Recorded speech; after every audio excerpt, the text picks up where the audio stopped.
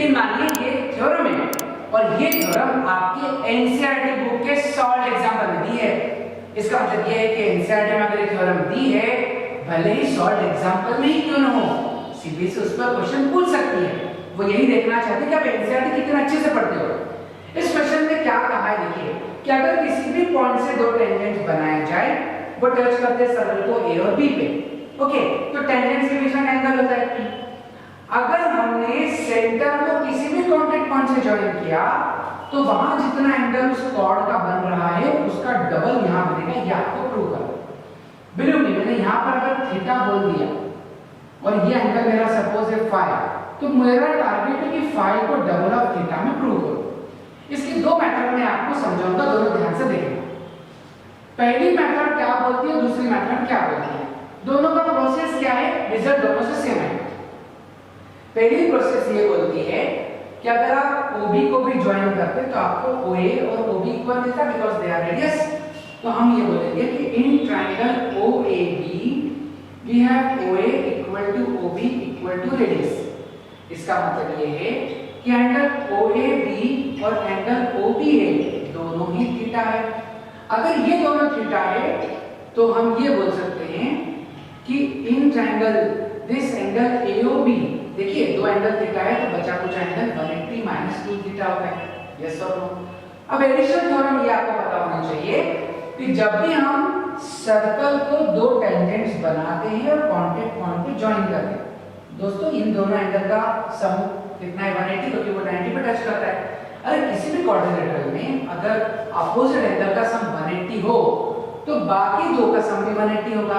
इसका मतलब क्या कि ये दोनों एंगल का सम 180 है, जो कि हमारे यहाँ पर एंगल AOB और एंगल APB मिलकर तो 180 जनरेट करेंगे। लेकिन आपका एंगल AOB क्या कहता है कि मैं 180 - 2 थीटा हूं। और फिर देखिए मजे की बात क्या होगी कि राइट हैंड साइड पर बेटा 180 से 180 कैंसिल, और हो गया ये प्रूव कि APB तो डबल है थीटा के, और इस APB की वैल्यू हमने बोली है 5। ये हो गया प्रूव। ठीक है, तो एंगल सम प्रॉपर्टी का फायदा हमने उठाया। हमने ये देखा कि इन दोनों एंगल का सम 180 होता है, तो उससे भी प्रूव कर दी। लेकिन इसके अलावा एक मेथड और है जो मैं आपको यहाँ पर समझाने जा रहा हूँ। दोस्तों क्या होता है कि आप तो जानते हैं कि रेडियस हमेशा परपेंडिकुलर होती है टेंजेंट को at the point of contact. ये आपके बुक में दिया हुआ थ्योरम है, थ्योरम नंबर 1। तो अगर ये एंगल थीटा है तो रिमेनिंग जो पार्ट है वो मेरे पास कितना होगा 90 - थीटा। डेफिनेटली किसी 90 डिग्री के दो पार्ट कर दिए, अगर एक पार्ट थीटा है तो 90 - थीटा, ऐसा यहाँ पर भी होगा। ओके, तो आप ये बोल सकते हो कि in triangle PAB angle P plus angle PAB plus angle PBA, अरे भाई ये मिलकर तो 180 बनाएंगे कि नहीं ये ट्रायंगल कंप्लीटली। और इस ट्रायंगल में P बोलता है मैं 5 हूं, PAB बोलता है मैं 90 - थीटा हूं, PBA बोलता है मैं भी 90 - थीटा हूं। तो यकीन मानिए कि 90 + 90 मिलकर बन गया 180, और ये देखिए फिर से 180 से 180 कैंसिल, ये हो गया 5 बराबर 2 थीटा। अब आप खुद सोचिए कि दोनों में से कौन सी प्रोसेस आप यूज करना चाहते हो। मैं यहाँ पर आपको एक बात रिकमेंड करूंगा कि ये देखिए कि क्वेश्चन कितने मार्क्स में है। अगर 3 मार्क्स में है तो go with the first process, लेकिन अगर ये 2 मार्क्स में आया है तो go with the second process. मैं ये नहीं कहूंगा कि अगर आपने 3 मार्क में ये प्रोसेस कर दी तो नंबर कम हो जाएंगे, ऐसा नहीं है। लेकिन फिर भी एक कॉमन सेंस ये कहता है कि ज्यादा मार्क का क्वेश्चन है, थोड़ा सा एक दो स्टेप ज्यादा करो ताकि एग्जामिनर आपको फुल मार्क्स अवार्ड करे। तो ये फर्स्ट क्वेश्चन अपने आप में एक रिजल्ट है, एक थ्योरम है, और जैसा कि मैंने कहा कि आपके एनसीईआरटी बुक में सॉल्व एग्जांपल के फॉर्मेट में दी है, तो सीबीएसई इस पर क्वेश्चन तो पूछेगी। चलिए देखते हैं अगला क्वेश्चन मेरे पास कौन सा है। दोस्तों सेकंड क्वेश्चन भी अपने आप में एक इंटरेस्टिंग रिजल्ट है। ये रिजल्ट क्या कहता है कि किसी भी सर्कल को अगर इस तरह बनाया जाए कि वो ट्रायंगल की एक्सटेंडेड साइड को टच करे और थर्ड साइड को भी टच करे, तो मजे की बात आपको ये प्रूव करना है कि केवल एक टेंजेंट AQ की value half of perimeter of triangle ABC होता है। अब पेरिमीटर मतलब क्या, AB + BC + AC, इस पेरिमीटर का हाफ, ये यूं समझिए सेमी पेरिमीटर, इजंट इट।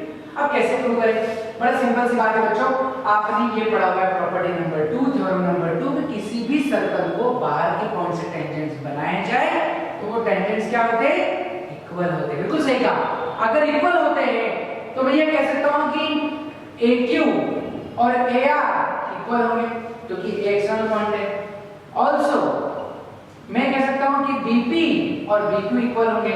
मैं ये भी कह सकता हूं कि CP और CR इक्वल होंगे। भाई B अलग पॉइंट बाहर, उससे दो टेंजेंट्स बने, C से दो टेंजेंट्स बने, सभी टेंजेंट्स के लेंथ इक्वल होती है तो बाहर के पॉइंट्स बने। अगर मैं यहां पर ये देख रहा हूं कि AQ plus AR, basically AQ और AR दोनों बराबर है, यहां पर BP और BQ बराबर है। अब मान लीजिए मैं लेता हूं perimeter AB plus BC plus AC। Okay, अगर मैंने AB plus BC plus AC, मैं BC के दो पार्ट करता हूं। क्या कि BC मुझे लग रहा है कि ये तो BP प्लस PC से बना है, एम आई राइट? ये जो पेरीमीटर है इसमें BC को मैंने दो पार्ट में तोड़ दिया, BP और PC। लेकिन BP तो कह रहा है कि मैं PQ के बराबर हूं और PC क्या बोल रहा है कि PC बोलता है मैं CR के बराबर हूं। अब सर डायग्राम देखकर बताइए कि AB और BQ मिलकर क्या बन रहा है? अरे AB और BQ मिलकर तो AQ बन रहा है। जी हाँ, ये बन गया AQ। और CR और AC, भाई AC और CR मिलकर बन रहा है कंप्लीट AR। लेकिन अभी आपने क्या बोला कि AQ और AR इक्वल है। अरे दोनों अगर इक्वल है तो मैं AR की जगह पर भी तो AQ लिख सकता हूँ। तो AQ प्लस AQ कितना बन गया? Double AQ। जी हाँ, हमने शुरू करा था पेरीमीटर से और यह है डबल ऑफ AQ। इसका मतलब ट्रायंगल ABC का पेरीमीटर इक्वल है डबल ऑफ AQ के। इसका मतलब क्या? Half of perimeter of triangle ABC equal to AQ। तो ये जो सेकंड प्रॉपर्टी है, सेकंड थ्योरम आपने बुक में देखी पढ़ी कि किसी भी एक्सटर्नल पॉइंट से अगर दो टेंजेंट्स बनाए जा सकते हैं तो वो इक्वल होते हैं। मैंने उन्हीं का बेहतर यूज आपको बताया। मैंने बोला कि ABC तीनों पॉइंट सर्कल के बाहर है तो AQ AR इक्वल है, BP BQ इक्वल है और CP CR इक्वल है। मैंने क्या करा? सिर्फ पेरीमीटर से शुरुआत करी, BC के दो पार्ट करे, मुझे पता है बीच में कोई पॉइंट P आ रहा है तो मैंने कहा BP और PC, और BP इक्वल है BQ के और PC इक्वल है CR के। इस तरह मैंने ब्यूटीफुली इस थ्योरम को, इस रिजल्ट को प्रूव कर दिया। और ये भी अपने आप में एक इंटरेस्टिंग थ्योरम जैसे यूज कर सकते हो क्योंकि ये हर ट्रायंगल के लिए पॉसिबल होता है ना बच्चों? तो देखते हैं थर्ड क्वेश्चन इंटरेस्टिंग ऐसा कौन सा है जो CBSE पॉइंट ऑफ व्यू से बहुत ही इंपॉर्टेंट है।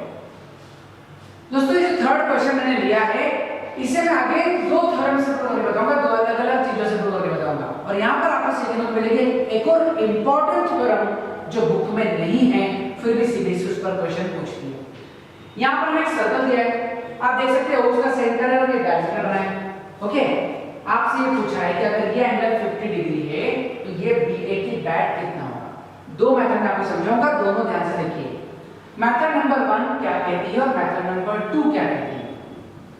दोस्तों अगर ये AB डायमीटर है तो आपने क्लास 9th में पढ़ा होगा तो डायमीटर सबटेंड करते right angle in the semicircle. So हम बोल सकते हैं if AC is diameter which implies that angle ABC is 90 degree. Okay, दूसरी बात, A कांटेक्ट पॉइंट पर O से ज्वाइनिंग कर रही है, मतलब एंगल OAT ये भी 90 डिग्री है। ओके, अगर ये पूरा OAT 90 है तो मैं काम करता हूं, यहां पे एंगल थीटा बोलता हूं तो रिमेनिंग एंगल मेरा होगा 90 माइनस थीटा। अब आप एक बात बताइए कि ट्रायंगल ABC में अगर आप तीन एंगल देखें तो एक के 50 डिग्री, एक 90 डिग्री और एक के थीटा, मिलकर 180 होंगे। भाई 90 और 50 मिलकर कितना हो गया? डेफिनेटली आपके पास हो गया 140, और 140 आपने 180 में से सब्ट्रैक्ट किया तो कितना बनेगा? वो 40 डिग्री। अगर थीटा 40 डिग्री है तो रिमेनिंग एंगल BAT कितना होगा? भाई BAT की जो वैल्यू है वो तो आपके पास 90 माइनस थीटा है बच्चों, और 90 में से 40 माइनस करिए आपके पास आंसर आ जाएगा 50 डिग्री। तो ये है एक रिजल्ट, मतलब एंगल BAT में 50। लेकिन इतनी बड़ी प्रोसेस से लाने के बजाय क्या हर्षद सर आपको एक नई मेथड बता दे, एक नई ट्रिक बता दूं, नोट करना चाहेंगे? चलिए देखते हैं इंटरेस्टिंग थ्योरम। वो थ्योरम ये कहती है दोस्तों कि किसी भी सर्कल को अगर आपने बनाया टेंजेंट और उस टेंजेंट को अगर आपने किसी कॉर्ड से कनेक्ट किया तो भाई वो कॉर्ड जितना भी एंगल यहां बनाती है वो है angle made by the tangent with the chord. और वो कॉर्ड बचे हुए सर्कल में अगर कहीं भी जोड़ दी जाए तो उतना ही एंगल बनाती है। दोस्तों इसे कहते हैं अल्टरनेट सेगमेंट थ्योरम। ये बड़ी इंटरेस्टिंग फैक्ट है और इस थ्योरम के अगर मैं अकॉर्डिंग चलूं तो एक स्टेप में आंसर ला सकता हूं। दोस्तों ये एंगल BAT जो है, angle BAT equal to angle C by alternate segment theorem. So angle BAT is 50 degree, hence prove. दो स्टेप में आंसर ला चुका हूं मैं, और जो कि मैंने काफी बड़ी प्रोसेस से लेकर आया। बिलीव मी, अगर एग्जामिनेशन में आपने ये यूज कर लिया कि यूजिंग अल्टरनेट सेगमेंट थ्योरम, तो आपके कॉपी चेक करने वाला जो टीचर है ना, वो अवाक रह जाएगा, एकदम सरप्राइज हो जाएगा। वाओ, कितनी जल्दी बच्चे ने कर दिया। गलत तो बिल्कुल भी नहीं है। जी हाँ, ये थ्योरम आपको पता होनी चाहिए कि किस तरह कोई भी कॉर्ड अगर टेंजेंट एंगल बनाती है तो वो अल्टरनेट सेगमेंट में उतना ही एंगल बनाएगी। है ना इंटरेस्टिंग क्वेश्चन? तो ये एग्जाम में भी पूछा गया है, जिससे हम ट्रेडिशनल मेथड से देखे, बुक के मेथड से तो इतना लंबा होता है, लेकिन एक्स्ट्रा थ्योरम से करें केवल 2 स्टेप में आंसर लाया जा सकता है। चलिए देखते हैं एक और इंटरेस्टिंग क्वेश्चन नंबर 4। दोस्तों इस क्वेश्चन नंबर 4 से अब मैं आपको सरप्राइज करने वाला हूं। क्वेश्चन नंबर 4 जो मैंने यूज किया है बहुत इंटरेस्टिंग है। ये सीबीएसई पॉइंट ऑफ व्यू से तो इंपॉर्टेंट है ही, लेकिन यकीन मानिए ये जो बात मैं आपको बताने वाला हूं, ये जो थ्योरम मैं आपको बताने वाला हूं, वो एनटीसी पॉइंट ऑफ व्यू से भी उतना ही इंपॉर्टेंट है। वो देखिए कैसे। अगर मैं ट्रेडिशनल मेथड की बात करूं, यहां पर आपके पास ये ट्रायंगल 90 डिग्री दिया हुआ है, ओके, और अगर इसमें PQ और QR 12 और 5 के है, बच्चों पाइथागोरस थ्योरम से आप अगर PR की वैल्यू निकालें तो वो 13 सेंटीमीटर आएगी। डेफिनेटली आपको पता होना चाहिए ना कि PR का स्क्वायर होना चाहिए RQ square plus PQ square. Pythagoras theorem, अगर ये 12 और 5 दिए तो 12 का स्क्वायर 124, 5 का स्क्वायर 25, इसका बना 169 और उसका स्क्वायर रूट बना 13। अब मैं आपको दो मेथड यहां पर बता रहा हूं कि जो इनसर्कल बन रहा है इसको करने का वैसे तो बड़ा लंबा तरीका आपके टेक्स्ट बुक में दिया है, लेकिन आप पहली मेथड देखिए, मेथड नंबर 1 कहती है कि radius is always area of triangle divided by semi perimeter. बड़ा इंटरेस्टिंग फार्मूला है। अब एरिया ऑफ ट्रायंगल देखिए कैसे निकलता है भाई, half of base into height. आपके पास बॉटम 5 है, हाइट 12 है, और अब अपॉन क्या है, सेमी पेरिमीटर। अगर मैं इन तीनों को जोड़ दूं 12 प्लस 13 प्लस 5 मिलकर बनता है 30, और सेमी पेरिमीटर होता है उसका आधा यानी 15। तो ये देखिए, आप देखिए कि ये मैंने 2 6 या 12 कट किया, मैंने 5 3 या 15 और 3 अगेन 2, तो रेडियस आगे 2 सेंटीमीटर, काम खत्म। मैंने x की वैल्यू 2 सेंटीमीटर।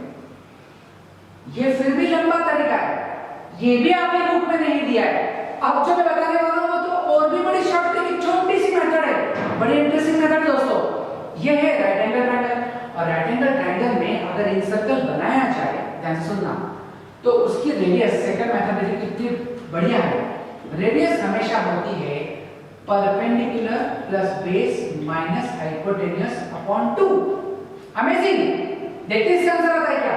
परपेंडिकुलर है 12, बेस है 5, हाइपोटेन्यूस है 13, डिवाइड बाय 2, 12 प्लस 5 17, 17 माइनस 13 आपने करा, आपको मिलेगा 4 अपॉन 2, आंसर आया 2 सेंटीमीटर। एक सेकंड आंसर आ गया।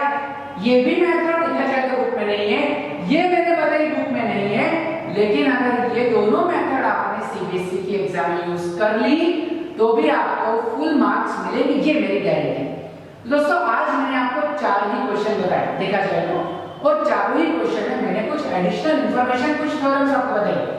सीबीएसई के एग्जामिनेशन से डरने की बात नहीं है, बस ध्यान देने की जरूरत है कि हम आपको इस स्पेशल वीडियोस में कुछ इंपॉर्टेंट थ्योरम बता रहे हैं, कुछ इंपॉर्टेंट ट्रिक्स बता रहे हैं। ये 7 ट्रिक्स, ये 7 टिप्स आपके बोर्ड एग्जामिनेशन को जरूर अच्छा बनाएगी, आपका स्कोर अच्छा ही आएगा। ऐसे मैं आपको बेस्ट विशेष देता हूँ। ठीक है, थैंक यू वेरी मच।